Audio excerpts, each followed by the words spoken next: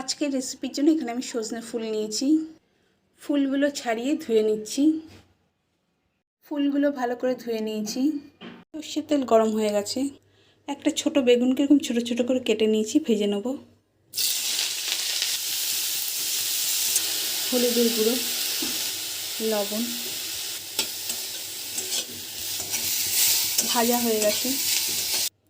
কালো জিরে, কাঁচা লঙ্কা কুচি, সজনে ফুল,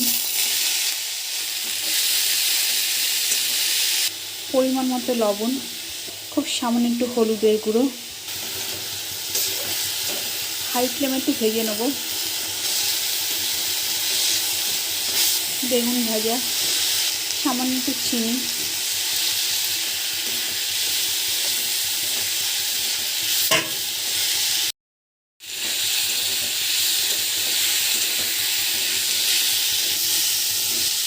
এটা আমার হয়ে গেছে।